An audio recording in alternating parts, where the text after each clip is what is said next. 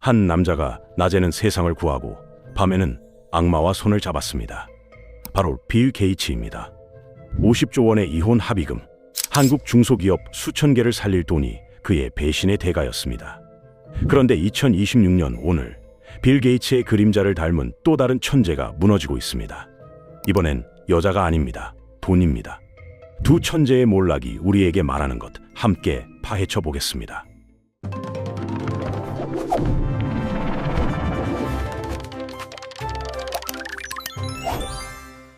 50조 원. 이 숫자가 빌 게이츠의 결혼 27년을 끝냈습니다. 하지만 진짜 파열음은 돈이 아니라 신뢰에서 먼저 났습니다. 2019년 뉴욕타임스는 충격적인 사진 한 장을 공개했습니다. 빌 게이츠와 제프리 앱스타인이 나란히 걷고 있는 모습이었습니다. 앱스타인은 미성년자 성매매로 유죄 판결을 받은 인물입니다. 전 세계가 혐오하는 성범죄자였습니다. 그런데 세계 최고의 자선가라 불리던 빌 게이츠가 왜 그와 함께 있었을까요? 빌 게이츠는 해명했습니다. 자선 사업 논의를 위해 만났다고요. 하지만 만남은 한두 번이 아니었습니다. 2011년부터 2014년까지 최소 6차례 이상 만났다는 기록이 나왔습니다. 앱스타인의 뉴욕 맨해튼 저택에서, 그리고 그 악명 높은 개인 섬에서도 만났다는 증언이 이어졌습니다. 아내 멜린다 게이츠는 이 만남을 알고 있었습니다. 그녀는 남편에게 경고했습니다. 그 사람은 악마라고요. 2025년 출간된 멜린다의 회고록에서 그녀는 앱스타인을 악의 화신이라고 표현했습니다. 하지만 빌 게이츠는 멈추지 않았습니다. 자신은 통제할 수 있다고 믿었던 것입니다. 2021년, 27년의 결혼 생활이 끝났습니다. 멜린다는 이혼 서류에 서명하면서 더 이상 이 결혼이 성장할 수 없다고 밝혔습니다. 하지만 미국 언론들은 진짜 이유를 알고 있었습니다. 바로 앱스타인이었습니다. 2025년 1월 인터뷰에서 빌 게이츠는 이혼이 인생에서 가장 후회하는 실수라고 고백했습니다. 그 고통이 최소 2년간 지속되었다고요. 빌 게이츠는 마이크로소프트 이사회에서도 물러나야 했습니다. 2020년 과거 직원과의 부적절한 관계가 조사받던 중이었습니다. 공식적으로는 자선 활동에 집중하기 위해서라고 했지만 시기가 너무 절묘했습니다. 세계에서 가장 존경받던 기업인의 추락이었습니다. 마이크로소프트를 세우고 말라리아 퇴치에 수십조 원을 쏟아붓고 기후변화와 싸우겠다고 선언했던 그 사람이었습니다. 낮에 빌 게이츠는 성인이었습니다. 하지만 밤에 빌 게이츠는 달랐습니다. 사람들은 묻기 시작했습니다. 우리가 알던 빌 게이츠는 진짜였을까요? 아니면 우리가 보고 싶은 모습만 본 것일까요? 천재라는 이름 뒤에 숨겨진 욕망을 왜 아무도 보지 못했을까요? 이 질문에 답을 찾기 전에 우리는 2026년 오늘로 시선을 돌려야 합니다. 빌 게이츠의 그림자가 다른 천재 위에 드리워지고 있기 때문입니다. 2026년 1월 실리콘밸리에서 가장 뜨거운 이름이 있습니다. 샘 올트먼입니다. 오프 AI의 CEO이자 챗GPT를 세상에 내놓은 사람입니다. 2년 전만 해도 그는 AI 시대의 예언자처럼 대접받았습니다. 하지만 지금 그에게서 빌 게이츠의 냄새가 납니다. 물론 여자 문제는 아닙니다. 샘 올트먼의 문제는 다른 곳에 있습니다. 바로 돈입니다.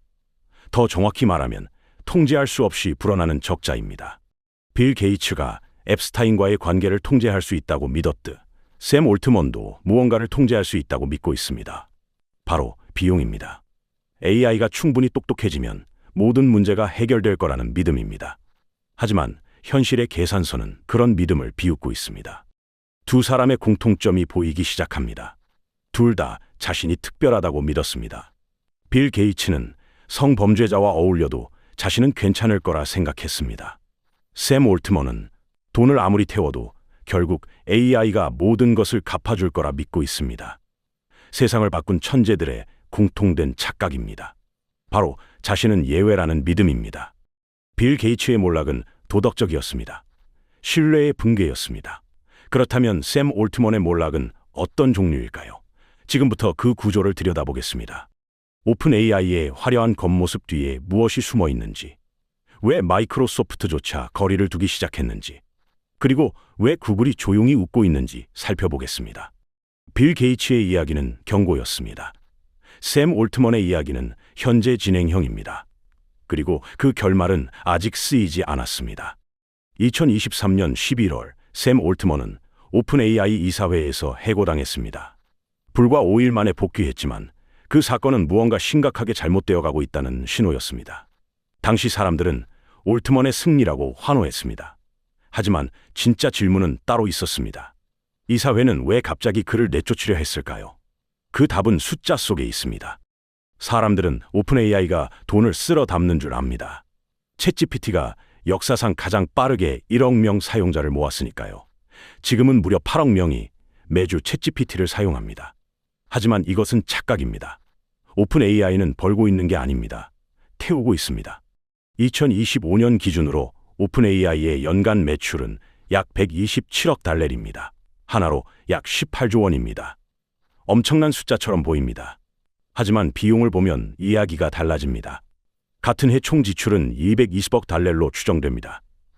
하나로 30조 원이 넘습니다. 매출보다 비용이 12조 원 이상 많은 구조입니다. 오픈 AI는 1달러를 벌 때마다 1.69달러를 쓰고 있습니다. 이 적자는 어디서 올까요? 가장 큰 부분은 서버 비용입니다. AI를 돌리려면 엄청난 컴퓨팅 파워가 필요합니다. 컴퓨팅 파워란 컴퓨터가 계산을 처리하는 능력을 말합니다. 챗GPT에게 질문 하나를 던질 때마다 수천 개의 GPU가 동시에 계산을 합니다.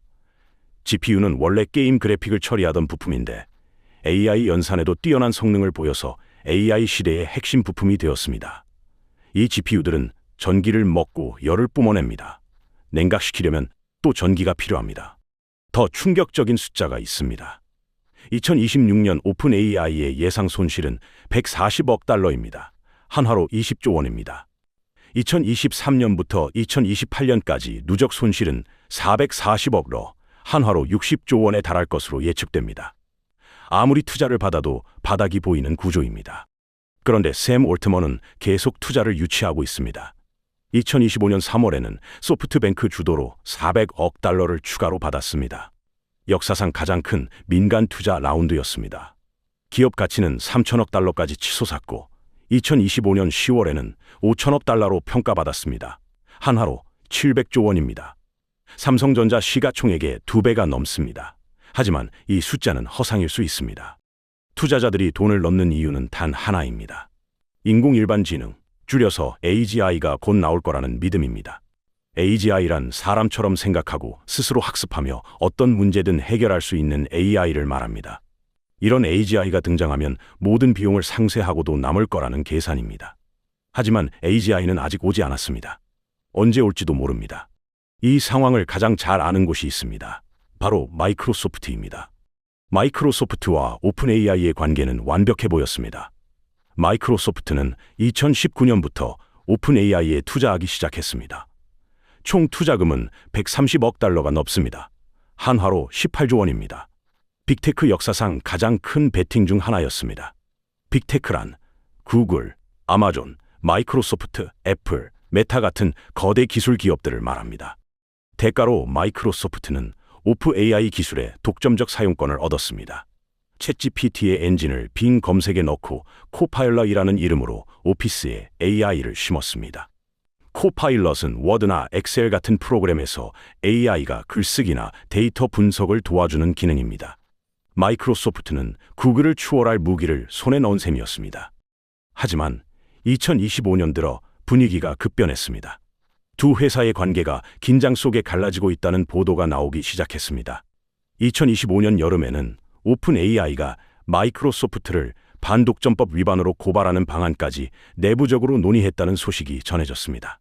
한때 서로를 필요로 했던 파트너가 이제는 서로를 경계하기 시작한 것입니다. 결국 2025년 10월 두 회사는 새로운 계약을 맺었습니다. 마이크로소프트의 지분은 27%로 조정되었고 그 가치는 1,350억 달러로 평가받았습니다. 하지만 이 계약에는 중요한 변화가 있었습니다. 오픈 AI가 이제 마이크로소프트의 애저 클라우드만 쓸 필요가 없어진 것입니다. 오픈 AI는 오라클, 구글 클라우드와도 손을 잡았습니다. 더 의미심장한 것은 스타게이트 프로젝트입니다. 오픈 AI가 소프트뱅크, 오라클과 함께 5천억 달 규모의 데이터 센터 건설 프로젝트를 발표했는데 여기에 마이크로소프트는 빠졌습니다. 한때 혈맹이었던 관계가 서서히 동상이몽으로 바뀌고 있습니다. 동상이몽이란 같은 침대에서 자면서 다른 꿈을 꾼다는 뜻으로 겉으로는 함께하지만 속으로는 다른 생각을 품고 있다는 의미입니다. 마이크로소프트도 보험을 들고 있습니다. 2025년 8월 자체 AI 모델인 MAI를 공개했습니다. 오픈 AI가 없어도 괜찮은 구조를 만들고 있는 것입니다. 오픈 AI가 성공하면 좋고 실패해도 괜찮은 양수겸장 전략입니다. 샘 올트먼 입장에서는 불안할 수밖에 없습니다. 가장 든든한 후원자가 한 발짝 물러서고 있으니까요. 빌 게이츠가 아내의 신뢰를 잃었듯 올트먼도 가장 중요한 파트너의 신뢰를 잃어가고 있는 것일지 모릅니다. 그런데 더 무서운 상대가 있습니다. 죽은 줄 알았던 공룡이 눈을 떴습니다. 2023년 초 구글은 공포에 떨었습니다. 챗GPT가 등장하면서 검색 시장의 판도가 뒤집힐 위기에 처했기 때문입니다. 구글 내부에서는 코드 레드가 선포되었습니다. 코드 레드는 최고 수준의 비상 상황을 뜻합니다. 20년간 지켜온 검색 왕좌가 흔들리는 순간이었습니다. 하지만 2026년 현재 상황이 달라졌습니다. 구글이 반격에 성공하고 있습니다. 2025년 12월 워싱턴 포스트는 충격적인 기사를 냈습니다. 챗GPT의 사용자 성장이 둔화되고 구글의 제미나이가 추격하고 있다는 내용이었습니다. 일부 성능 테스트에서는 구글이 오픈 AI를 앞서기도 합니다. 구글의 반격 방법이 예상 밖입니다. AI 모델의 성능으로만 이긴 게 아닙니다. 인프라로 이기고 있습니다. 인프라란 서비스를 운영하는 데 필요한 기반 시설을 말합니다. 데이터 센터, 서버, 네트워크 같은 것들입니다. 구글에는 오픈 AI에 없는 것이 있습니다. 자체 데이터 센터입니다. 전 세계에 40개 이상의 데이터 센터를 보유하고 있습니다. 자체 설계한 TPU라는 AI 전용 칩도 있습니다. TPU는 구글이 AI 연산만을 위해 직접 만든 반도체입니다. 심지어 대륙과 대륙을 잇는 해저 케이블까지 직접 깔았습니다. 오픈 AI는 어떨까요? 마이크로소프트의 애저 클라우드를 빌렸습니다. 클라우드란 인터넷을 통해 컴퓨터 자원을 빌려 쓰는 서비스입니다. 쉽게 말해 월세를 내고 남의 집에 사는 형편입니다. 반면 구글은 자기 집에서 삽니다. 이 차이가 비용 구조에서 엄청난 격차를 만듭니다. 같은 AI 서비스를 돌려도 구글은 오픈 AI보다 훨씬 적은 비용이 듭니다. 시간이 갈수록 이 격차는 벌어집니다. 마라톤에서 한 명은 무거운 짐을 지고 뛰고 한 명은 맨몸으로 뛰는 격입니다. 누가 이길지는 뻔합니다. 오픈 AI에게 남은 무기는 속도입니다. GPT-5 같은 더 강력한 모델을 먼저 내놓는 것입니다. 실제로 2025년 8월 GPT-5가 출시되었습니다. 하지만 더 큰 모델은 더 많은 컴퓨팅 파워를 필요로 합니다. 더 많은 돈이 필요합니다. 그리고 여기서 진짜 문제가 드러납니다. 돈만 있으면 해결될 문제가 아니기 때문입니다. 샘 올트먼이 간과한 진짜 문제가 있습니다. 기술도 경쟁사도 아닙니다. 바로 전기입니다. AI 시대의 병목 현상은 코드가 아니라 물리적 한계에서 오고 있습니다. 아무리 좋은 AI를 만들어도 전기가 없으면 돌릴 수가 없습니다. 2024년 전 세계 데이터 센터가 사용한 전력은 415테와트시입니다. 테라와트시는 전력량을 나타내는 단위인데 415테라와트시면 우리나라 전체가 약 8개월 동안 쓸 수 있는 전력입니다. 이것이 전 세계 전력 소비의 1.5%에 해당합니다. 국제에너지기구는 이 수치가 2030년까지 945테라와트시로 2배 이상 늘어날 것으로 예측합니다. 미국만 보면 상황이 더 심각해집니다. 2024년 미국 데이터 센터는 총 전력의 4.4%를 썼는데 2028년에는 12%까지 치솟을 수 있다는 전망이 나옵니다. 문제는 전력 공급이 수요를 따라가지 못한다는 점입니다. 미국 최대 전력망 운영사인 PJEM은 2027년까지 6기가와트가 부족할 것으로 예측합니다. 전문가들은 위기가 먼 미래가 아니라 지금 여기 있다고 경고합니다. 이미 피해가 나타나고 있습니다. 데이터 센터가 밀집한 지역의 전력 도매 가격이 5년 사이 267%나 올랐습니다. 버지니아주의 데이터 센터 밀집 지역은 주 전체 전력의 26%를 소비하고 있습니다. 미국 전역에서 주민들이 데이터 센터 건설에 반대하는 시위를 벌이고 있습니다. 2025년 12월에는 미시간주 주민들이 스타게이트 데이터 센터 건설에 반대하며 거리로 나왔습니다. 구글은 이 문제도 대비하고 있습니다. 자체 태양광 발전 프로젝트를 진행 중이고 원자력 스타트업에도 투자하고 있습니다. 에너지까지 수직 통합하려는 전략입니다. 수직 통합이란 원재료부터 완제품까지 모든 과정을 한 회사가 직접 관리하는 방식입니다. 구글은 AI를 만들고 그 AI를 돌릴 전기까지 직접 만들겠다는 것입니다. 오픈 AI는 그런 여력이 없습니다. 샘 올트먼도 이 문제를 알고 있습니다. 그래서 개인적으로 원자력 스타트업에 투자하고 있습니다. 하지만 원자력 발전소가 완공되려면 10년 이상이 걸립니다. 오픈 AI의 현금이 그때까지 버틸 수 있을까요? 빌 게이츠가 자신의 욕망을 통제할 수 있다고 믿었듯 올트먼도 이 물리적 한계를 기술로 넘을 수 있다고 믿는 것 같습니다. 하지만 전기는 코딩으로 만들어지지 않습니다. 태양에 너무 가까이 다가간 날개는 결국 녹아내리게 되어 있습니다. 그리스 신화에 이카루스라는 인물이 있습니다. 밀랍으로 만든 날개를 달고 하늘을 날았습니다. 하지만 태양에 너무 가까이 다가갔고 날개가 녹아 바다로 떨어졌습니다. 자신의 한계를 잊은 대가였습니다. 이 이야기는 오만함이 어떤 결과를 가져오는지 보여주는 교훈으로 자주 인용됩니다. 샘 올트먼의 오픈 AI가 비슷한 상황에 처해 있습니다. 투자자들의 기대는 하늘 높이 치솟았지만 현실은 점점 무거워지고 있습니다. 2025년 10월 오픈 AI의 기업 가치는 5천억 달러 평가받았습니다. 하지만 이 숫자는 미래의 약속을 담보로 한 것입니다. AGI가 나오고 모든 산업을 혁신하고 천문학적 수익을 낼 거라는 약속입니다. 오픈 AI는 2030년까지 매출 2천억 달러를 목표로 하고 있습니다. 지금의 15배입니다. 만약 그 약속이 지연되면 어떻게 될까요? 투자자들은 영원히 기다려주지 않습니다. 이미 일부 투자자들 사이에서는 불안감이 퍼지고 있습니다. 오픈 AI의 적자가 줄어들 기미가 보이지 않기 때문입니다. 매출은 늘어나는데 적자도 함께 늘어나는 구조입니다. 2029년까지 누적 현금 소진이 1,150억 달, 한화로 160조 원에 달할 것이라는 전망도 있습니다. 이것은 지속 가능하지 않습니다. 오픈 AI는 조직 구조도 바꿨습니다. 원래 비영리 조직이었는데 공익법인으로 전환했습니다. 비영리 조직은 이익을 추구하지 않고 공익을 위해 운영되는 단체입니다. 공익법인은 이익을 낼 수 있지만 그 이익을 공익 목적에 써야 하는 조직입니다. 오픈 AI는 처음에 인류를 위한 AI를 만들겠다며 비영리로 시작했습니다. 하지만 돈이 필요해지면서 구조를 바꾼 것입니다. 2025년 10월 공익법인으로 전환하면서 비영리 재단에 1,000억 달러의 지분을 배정했습니다. 이 과정에서 내부 갈등도 있었습니다. 공동 창업자들이 여러 떠났습니다. 2023년 11월의 해고 사태도 이런 맥락에서 이해할 수 있습니다. 이사회와 경영진 사이의 갈등, 비전과 현실 사이의 충돌이 표면으로 드러난 것입니다. 올트먼은 복귀했지만 근본적인 문제는 해결되지 않았습니다. 빌 게이츠도 비슷했습니다. 마이크로소프트 이사회에서의 조사, 재단에서의 역할 축소. 한번 균열이 생긴 신뢰는 쉽게 회복되지 않습니다. 올트먼 역시 그 균열 위에 서 있습니다. 문제는 시간입니다. AGI가 빨리 나오면 모든 것이 정당화됩니다.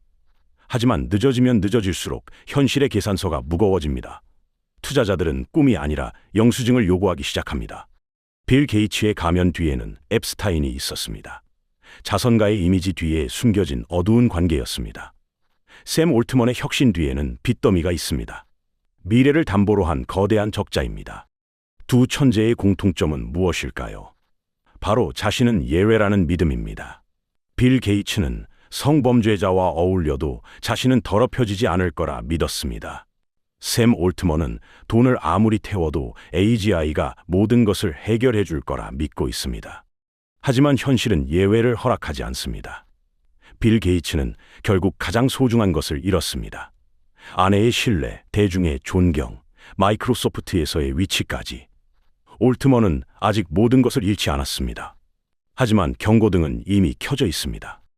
우리가 배워야 할 교훈은 단순합니다. 영웅놀이에 속지 말라는 것입니다.